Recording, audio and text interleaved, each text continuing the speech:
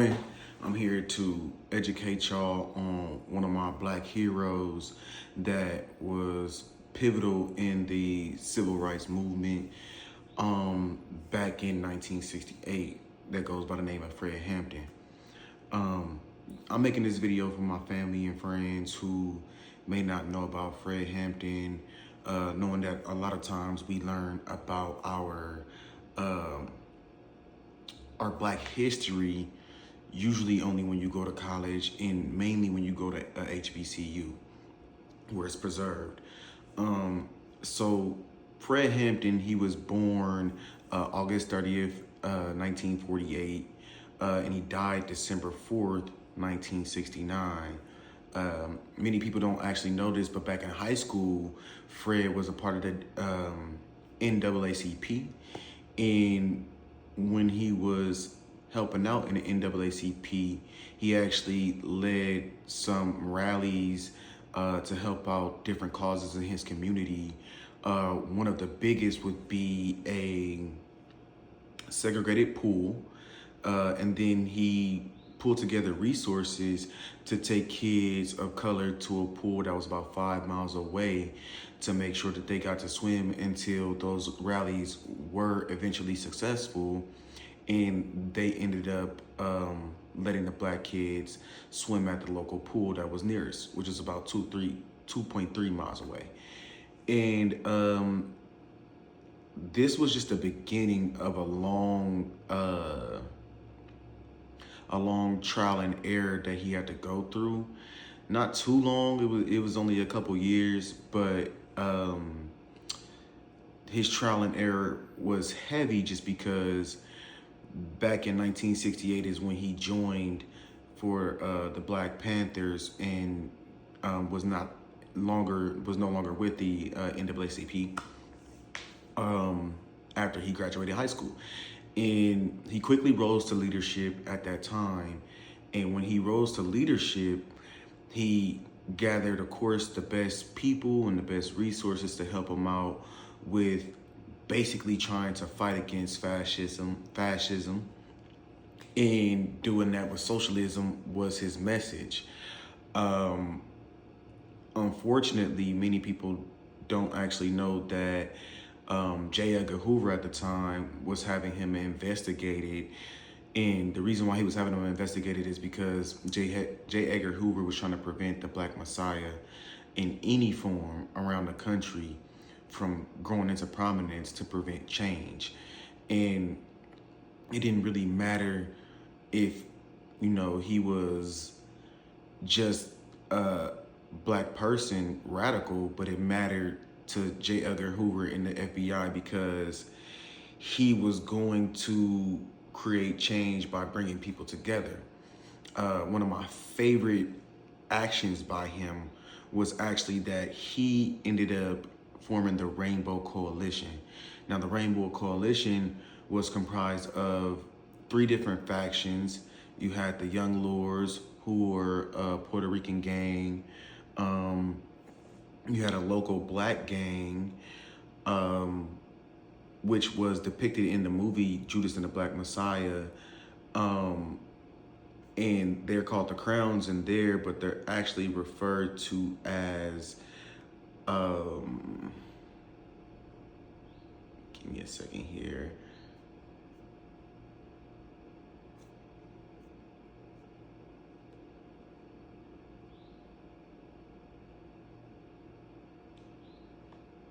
The Black Stone Rangers.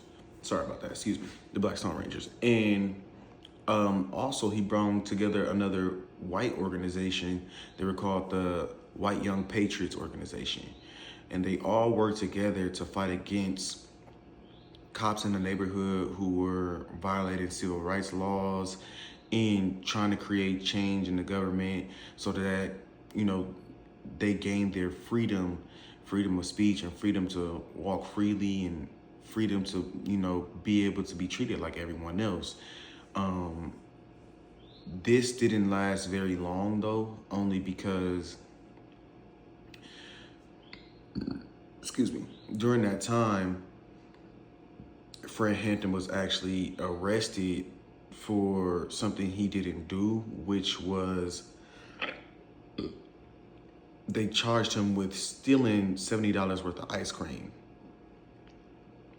Being the chairman of the Black Panther Party in the chapter of Illinois in 1968, they brought together a lot of resources who gave donations to them to make sure that everyone was doing well. So it didn't really make sense, but Fred was unselfish and really didn't want to jeopardize the movement, in the lessons of the movement, in the people being the main reason for their cause.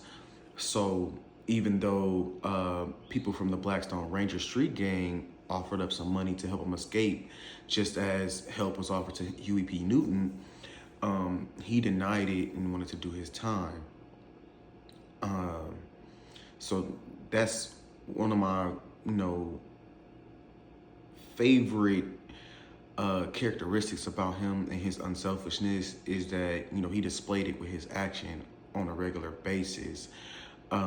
Within that first year, Fred built a free health clinic, and he also put together a free breakfast program for the kids. And this was later adopted, of course, by our government and put into schools, but this came from the Black Panther Party, and Fred did well with putting this together.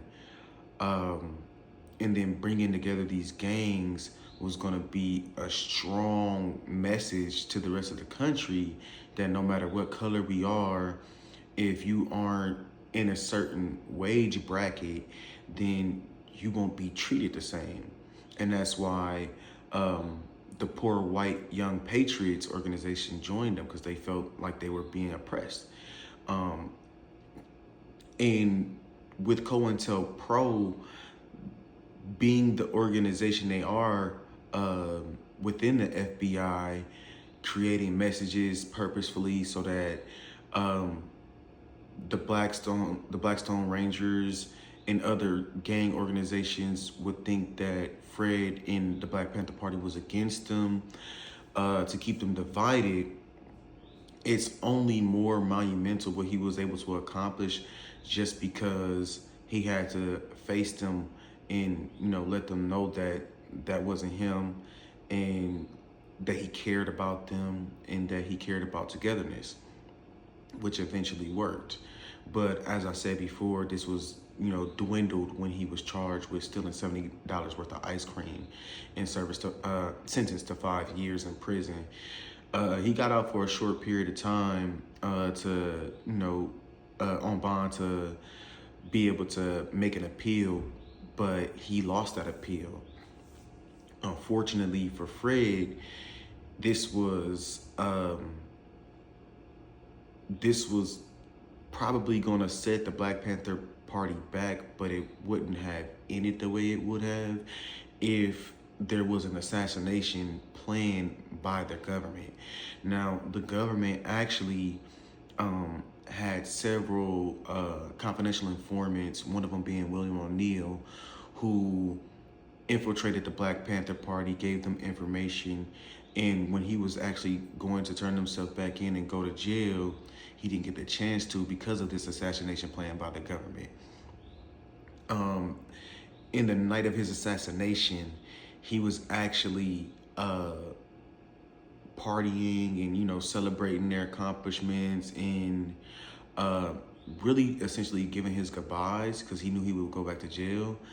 But that didn't really matter much because at the end of the day, they knew what was going on because of William O'Neal, and then asked for William O'Neal to actually provide a blueprint of the apartment that he was in, which he then did under pressure of the government. And he also, right after, was told to basically drug Fred so that during the assassination he wouldn't be conscious or able to get up. And he did that at the party where he was going away. So what ended up happening was the police with really, nefarious intent came and knocked on the door, and once they were answered, uh, a young man by the name of Mark was a security captain who was coming to learn about how the Chicago Black Panther Party chapter was being run. And then Mark Clark is his name. He ended up going to answer the door and was immediately shot. Once he was shot, police infiltrated, riddling the apartment with bullets, and everybody in there was wounded. There were many survivors, except for Mark Clark and Fred Hampton. And Mark Clark almost died immediately. And then Fred Hampton, he was shot while he was asleep, and other Black Panther Party members were trying to wake him, but they weren't able to because of the drug that made him sleep heavily. And once his pregnant fiance was walked out of the room, they actually confirmed that he was still breathing and looked like he was going to make it. But then he was shot in the head twice, and the officer then confirmed that he's good and dead now. Because this happened, of course, there was outrage amongst the families of Mark Clark, as well as Fred Hampton, and they actually sued the government and won. They sued for $47 million, but they settled out of court for $1.85 million because of this assassination. But I felt like this was important to share just because what Fred Hampton done still is monumental today, to let you know that, even if you're not the wealthiest, there's people that's also being oppressed that aren't Black, and the only way that we will all overcome is togetherness. Love for the people, because the government should be serving the people, especially the United States government, which is what the Constitution is all about. It was made for us to be served by our government. Government officials are elected by us to serve us, but it doesn't feel like that sometimes when people are ended up shot by police unjustly, or arrested unjustly, or not given their due process. And that's prominent in today's age right now, with the immigration situation going on with many people, for the simple fact that people aren't being given their due process. In the Constitution, it does not state you have to be a citizen to get due process. It says that every person deserves due process, and that's not what's being reflected.